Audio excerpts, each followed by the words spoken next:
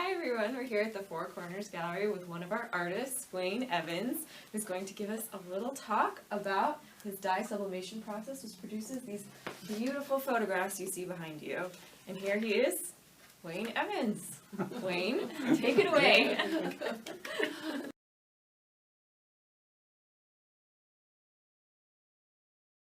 The Barrier Canyon folks developed the Barrier Canyon style, it's called, which was identified by Polly Shrafsma in the 1970s. And she's still kicking, last we heard, and still working on this stuff.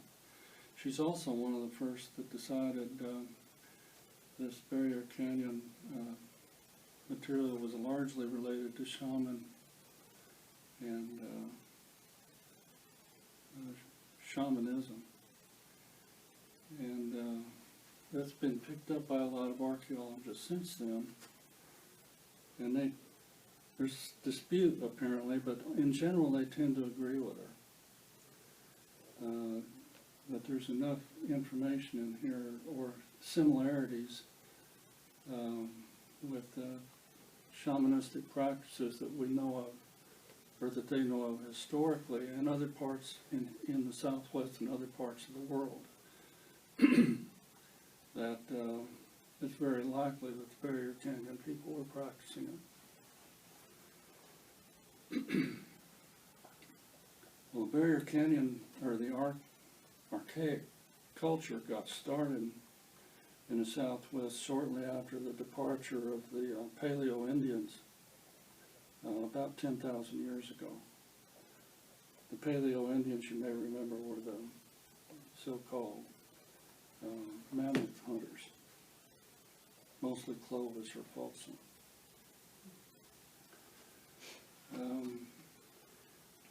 And when the Barrier Canyon folks got, or the archaic people got started, and throughout most of their tenure, their 10,000 year tenure, or 8,000 year tenure, it was before the time of agriculture and bows and arrows and even pottery, and of course no horses. And they were wanderers, mostly nomadic, or at least partially nomadic, living in a lot of these places where we find these things, alcoves and such.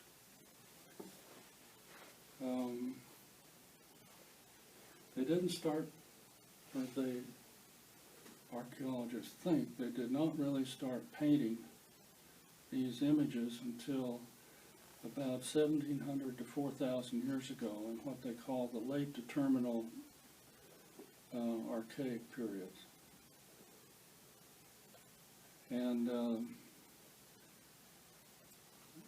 there's a general agreement that these are not only the oldest of the paintings, they are also probably the most powerful of the paintings by the prehistoric, by the styles that came out, by the prehistoric styles that came out after the Barrier Canyon folks. For that includes the Fremonts and the Anastasi series of cultures, and all these guys were considered the first and probably the best.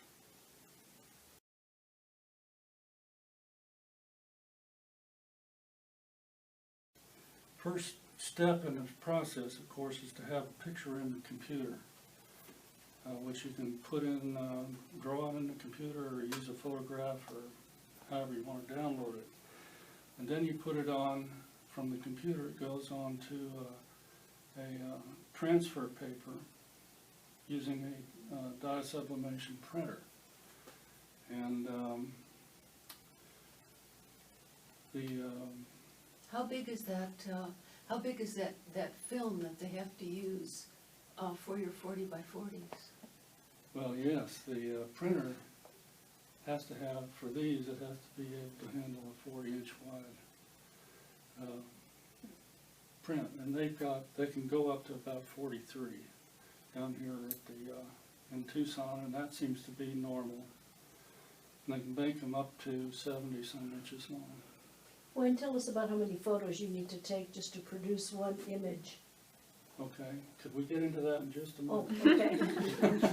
Just jumping I the thought- gun. You do it. All right, the other part of this, after you get your mirror image put on the transfer paper, is you go to the aluminum, and the aluminum they use has a white coating over here where the image is.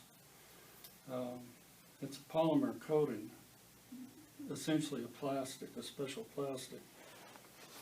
And you lay the transfer paper on top of it with the face down, and you apply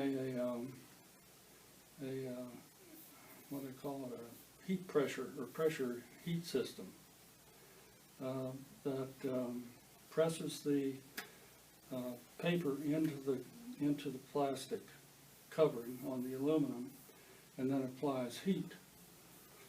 And when the heat goes on, the image on the paper is left inside the covering on the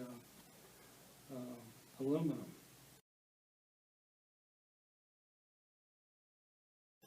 But it begins with the idea that the dyes in dye sublimation are very tiny solid particles floating around in a liquid. And when you apply heat and pressure to the dye or the dye sublimation, those little particles turn to gas without even going through a liquid state. They just turn into gas. And at the same time, that heat working on the substrate on top of the aluminum puts very small pores in there. And when you have them pushed together, the gaseous dye then runs down into the pores inside the substrate. And then when you turn the switch and everything cools off, the substrate cools and those pores close with the dye inside. The dye itself cools and it reverts back to its solid state. But it's now embedded inside that substrate. And that's one of the reasons these things are so durable. You can clean them with Windex without any trouble. They're scratch resistant, More or less. more or less, yeah, much more so than you would think. But they're quite durable, and the brightness of them, well, the brightness of them, if you're dealing with people that really know what they're doing, they'll make this picture look very, very much like the picture you have in your computer originally, which is hard to do if you've ever done any printing.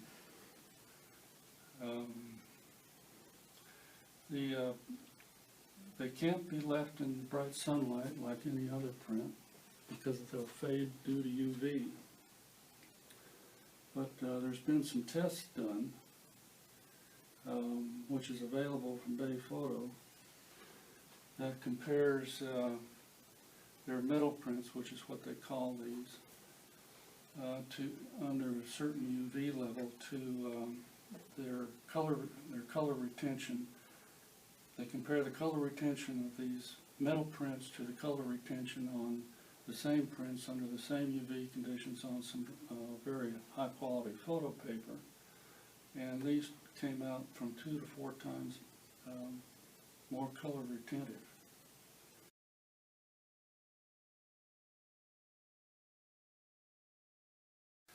Okay, you were asking about how we take these pictures. Essentially, to make it simple, we follow a grid system, and I take a much bigger section here. If I'm after this one, I'll go way over here and take a whole area. And the idea is with the grid is you take a picture in each grid. Usually you get fairly close with the camera, and if you have a telephoto lens, that is even better. And just a series of pictures across here like this. And each one of these pictures has, with our camera, 36 megapixels in it, which is a high density. And with the telephoto lens, your images each time, the higher the lens value, the smaller the image. But you're concentrating all those 36 megapixels in a smaller and smaller area as you go up in size. And that's the whole idea, is to maximize those megapixels in there. So you take a whole series here and get good coverage, or get it completely covered, and then put it together inside the computer. And you can really blow something up big and have very high resolution that way. Otherwise, you just run into the problem where the bigger you make it, the less you see. And the reason that Wain's chosen to do, 40 by 40 inch pieces is because at that size you can see the detail of Yeah. the skill of the artist as they draw these come things. down in size on these, and the detail down here tends to disappear. It just isn't, Right. your scale isn't big enough to see it. So that's why we like it big. Well, there's a lot of skill in your photography as Well, it's well. all trial and error, mostly error. So, that's great. There was an image that we had a hard time finding, and we heard about it from a guy in Hanksville, and he was called by the waiter who heard that we were searching for unusual pieces. He said, "I know who I should get. I'll go get Morris." So he left the restaurant, he ran down the street and got Morris, an older guy that knows all these places. So Morris said, gave us directions to a place called the Hitchhiker Panel. So after a great deal of trying to figure out if his directions applied, and going to Google Earth and all of that, and getting it all coordinated, we kind of figured out where it was. And we got there. It took most of the day. So we climbed up on this ledge. I mean, you're on your hands and knees, and you're Right. going down this ledge. And Wayne's got all of his gear. And there we are, and it takes him about 2 hours to take, these 80 pictures, just to get this one image. And we have lunch, and it's done, and he gets all the stuff put away, and we hike back to the car, and then we drive 30 miles on a horrendous road. And he checks how the definition is, how does it look? Looks pretty good. So we drive all the way home to Mexico, where he puts it in his big computer and finds out that there's a whole middle piece that's blank. So we have to get back in the car, drive back to Utah, and find that place again. Oh my God. Yeah. That's scary. That's a nice walk. Yeah. Wow, If you guys want It's to a come great along place. anytime, it's really great. that's something. So,